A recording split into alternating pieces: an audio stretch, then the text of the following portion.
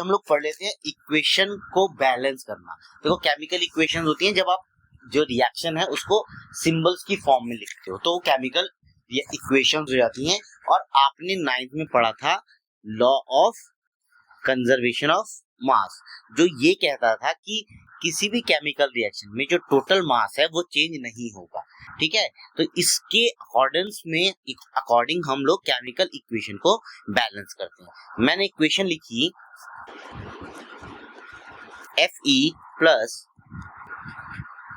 H2O gives Fe3O4 plus hydrogen gas. अब यहाँ मुझे ये बैलेंस करनी है। एक तो पहला मेथड होगा सीधा आपका हिट एंड ट्रायल मेथड। क्या करते हैं हिट एंड ट्रायल में? सीधा हम वैल्यूज पुट करते हैं, एक एक करके एलिमेंट को कंपेयर करना स्टार्ट करते हैं। यहाँ पर Fe कितना है? 3 है, यहाँ पर 1 है। बैलेंस करने से पहले एक चीज याद रखना कि क्या नाम है, मॉलिक्यूलर लेवल पे मैं कुछ भी चेंज नहीं करूंगा। मतलब ये बाद में जो है मैं कुछ भी ऐड या सब्ट्रैक्ट नहीं करूंगा, जो जैसा है उसको एज इट इज रहने दूंगा। मुझे जो भी चेंज करना है मैं एटॉमिक मॉलिक्यूलर लेवल पे चेंज कर सकता हूँ।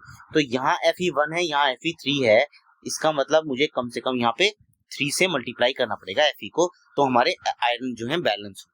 हाइड्रोजन अभी बैलेंस है, लेकिन ऑक्सीजन हाइड्रोजन के साथ में यहाँ 1 है, यहाँ पे 4 है, तो आप यहाँ 4 से मल्टीप्लाई करोगे। यहाँ 4 से मल्टीप्लाई का मतलब है हाइड्रोजन 8 हो गए, ये हो गया। ये हो जाएगा by hit and trial method. Generally 10th class में यही यूज करते हैं, थोड़ा कम टाइम भी लेता है और डिफिकल्टी लेवल जो है आपको जो इक्वेशन बैलेंस करने के लिए आती है वो इतना ज्यादा नहीं है। लेकिन एक मेथड और है, वो मैं बता देता हूँ। पहले मैं इक्वेशन लिख लेता हूँ।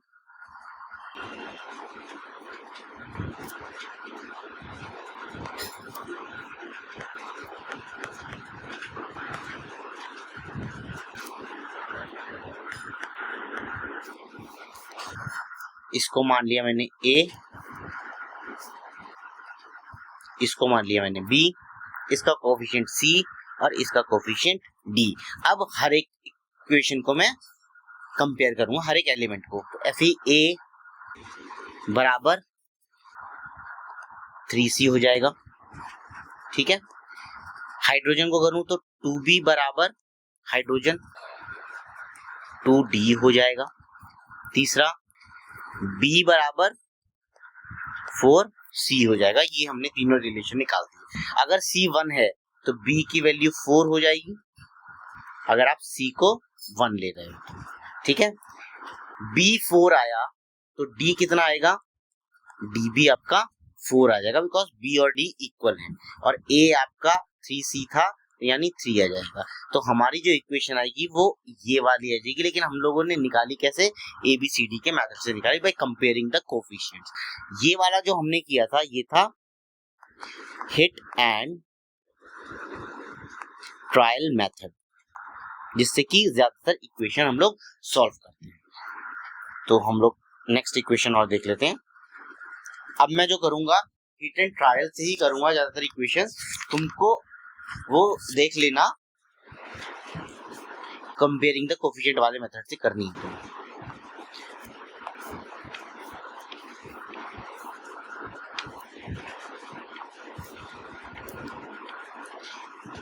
Mg3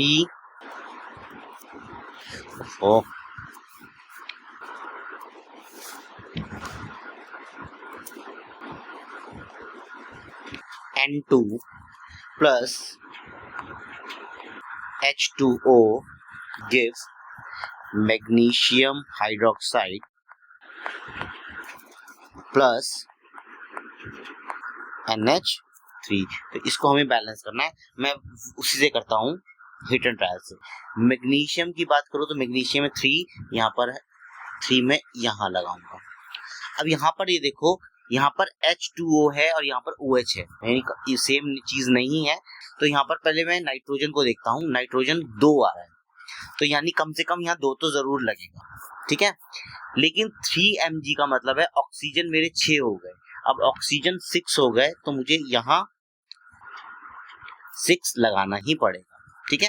अब हाइड्रोजन भी मेरे 6 हो गए, इसको मैं यहाँ पर 2 लगा देता हूँ, 2 3 जा 6, ये इक्वेशन मेरी हो गई बैलेंस। तीसरी इक्वेशन जो है वो कहता है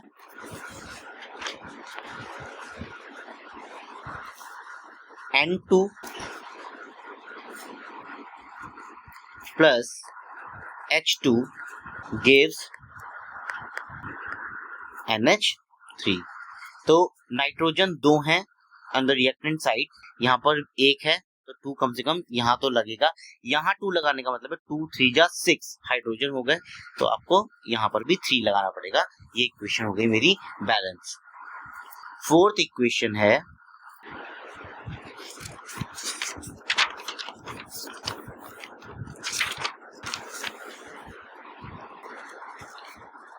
PbNO3 whole twice plus Fe2SO4 whole thrice gives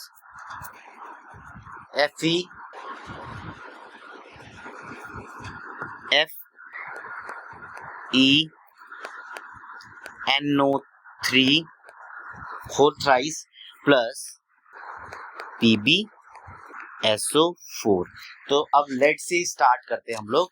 lead की अगर हम कंपैरिजन करें तो दोनों साइड कितने लेड गिवन है, एक साइड है 1, दूसरी साइड भी 1, अभी के लिए ठीक है। नाइट्रोजन पे देखते हैं तो यहाँ पर है 2, यहाँ पर है 3। इसका मतलब मैं कम से कम यहाँ 3 से मल्टीप्लाई मुझे करना पड़े। यहाँ 3 से मल्टीप्लाई करने का मतलब है आपको ये भी 3 से मल्टीप्लाई करना पड़ेगा। अब यहाँ पर ये देखो SO4 प्रोडक्ट में है, SO4 रिएक्टेंट में है, तो मैं इसको एक ही यूनिट की तरह कंपेयर करूंगा। SO4 यहाँ पर भी 3 है, 3SO4 का मतलब है इधर भी 3 हो गए। अब Fe2NO3 होल थ्राइस, NO3 कितना है मेरे पास 6 है, Fe2 है तो मुझे यहाँ पे 2 लगाना पड़ेगा। ये इक्वेशन हो गई मेरी बैलेंस। नेक्स्ट इक्वेशन है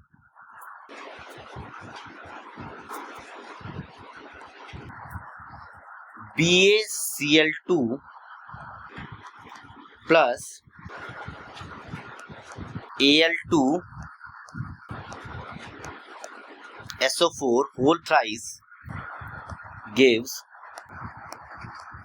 AlCl3 plus BaSO4। अब SO4 दोनों साइड एक ही है तो मैं उसको एक ही यूनिट की तरह जो है कंपेयर करूंगा। BaSO4 होल थ्राइस है तो यहाँ पे कम से कम 3 आएगा ही आएगा। यहाँ 3 लगाने का मतलब है Ba 3 हो गए, तो इसका मतलब आपको यहाँ पर भी 3 लगाना पड़ेगा। Now BaCl2 this makes chlorine 6। अब क्लोरीन 6 है तो आपको यहाँ पर 2 लगाना ही पड़ेगा, तो 2AlCl3, इधर भी Al2 है, यहाँ पर भी Al2 है। हमारी जो इक्वेशन है वो बैलेंस हो गई। Next equation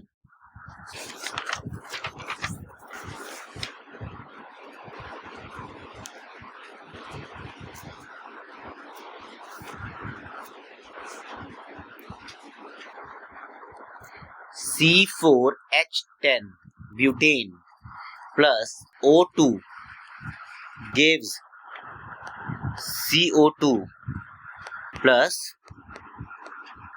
H2O। अब यहाँ पर ऑक्सीजन 2 और एक 3 हो गई, यानी मैं 2 को कितने से मल्टीप्लाई करूंगा 3 आ जाए, तो यहाँ पर मुझे मल्टीप्लाई करना पड़ेगा 3/2 के साथ में। कार्बन यहाँ 4 है, दैट मीन मुझे यहाँ 4 से मल्टीप्लाई करना पड़ेगा। यहाँ पर मैं और हाइड्रोजन 10 है, दैट मीन्स कि मुझको यहाँ 5 से मल्टीप्लाई करना पड़ेगा। ठीक है, अब यहाँ पर हाइड्रोजन 10 हो गया, हाइड्रोजन 10, 4 2 8 8 5 13, तो मुझे यहाँ 13/2 से मल्टीप्लाई करना पड़ेगा। इसको मैं एज इट इज नहीं छोड़ूंगा, क्यों? क्योंकि यहाँ पे फ्रैक्शन में आ गया। इसको पूरी इक्वेशन को मैं 2 से मल्टीप्लाई कर देता हूँ, तो ये बन जाएगा 2C4H10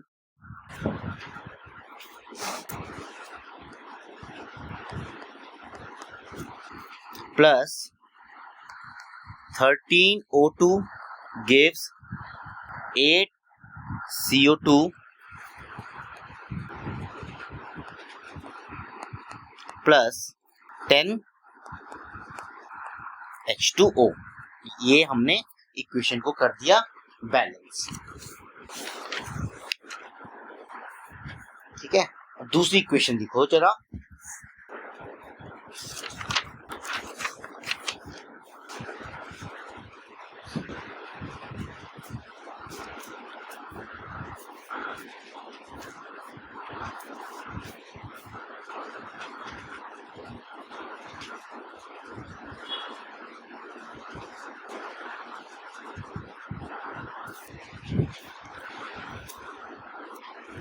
नेक्स्ट इक्वेशन है 7th equation.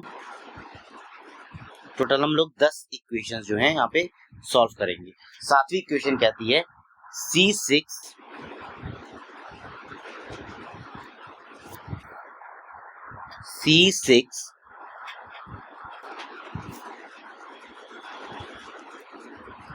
H6 plus O2 gives CO2 plus H2O। अब देखो यहाँ हाइड्रोजन 2 है, कार्बन 1 है, यहाँ हाइड्रोजन 6 है, कार्बन भी 6 है।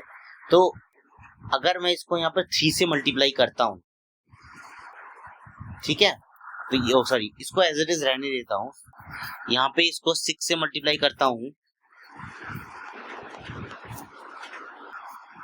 और इसको 3 से मल्टीप्लाई करता हूँ, तो दिस बिकम्स 6 2 12, 12 प्लस 3 15। तो ये हो जाएगा 15/2। तो फिर वही 2 से मल्टीप्लाई करो, 2C6H6 प्लस 15O2, ये क्या प्रोवाइड करेगा 12CO2 प्लस 6H2O। ये वाली इक्वेशन हमारी बैलेंस्ड इक्वेशन होगी। नेक्स्ट इक्वेशन देख लेते हैं हम लोग। Al2SO4 whole thrice plus NaOH gives AlOH whole thrice plus Na2SO4। ठीक है, ये जो होता है दिस इज प्रेसिपिटेट, इसको प्रेसिपिटेट बोलते हैं। अब देखो एल्यूमिनियम 2 है यहाँ पे, तो मैं यहाँ पर कम से कम 2 लगाऊंगा। यहाँ 2 लगाने का मतलब है OH मेरे पास टोटल 6 हो गए। 6 OH का मतलब, क्योंकि यहाँ पर भी OH ही दे रखा है, तो मैं डायरेक्ट 6 लगा दूंगा। This makes Na6। अब Na6 को बैलेंस करने के लिए यहाँ पर 3 लगाना पड़ेगा। 3 2 6, ये इसकी बैलेंस हो गई। और सल्फेट हमारे पास 3 है, यहाँ पर भी 3 हो गया। ये हमारी इक्वेशन बैलेंस हुई। ठीक है, नेक्स्ट इक्वेशन 9वीं इक्वेशन की बात कर लेते हैं।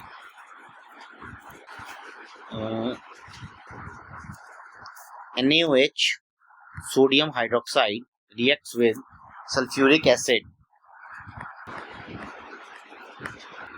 क्या बनाएगा Na2SO4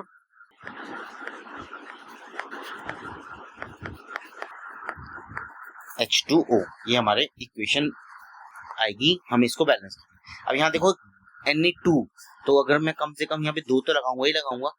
2 NaOH, अब OH मेरे पास 2 हो गए, तो H कितने हो गए 2 और 2 4, तो यानी यहाँ पे मुझे कम से कम 2 लगाना ही पड़ेगा।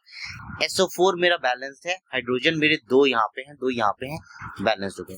अब रह गया ऑक्सीजन। ऑक्सीजन यहाँ पर देखो 2 + 4 6, यहाँ पर कितने आ रहे हैं 4 ऑक्सीजन ये रहे और 2 ऑक्सीजन ये वाले रहे, यानी ऑक्सीजन भी टोटल 6 आ गए हैं। That is balance. अब हम करते हैं potassium nitrate plus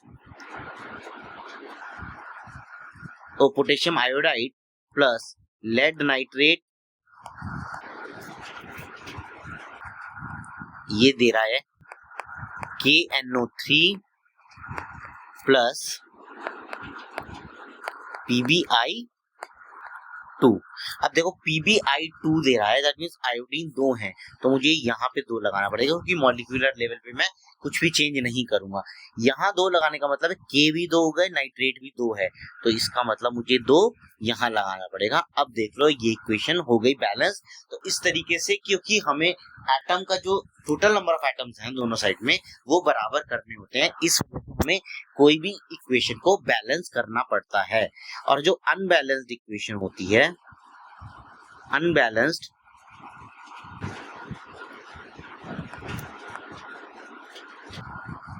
chemical equation जो होती है उसको बोलते हैं स्केलेटल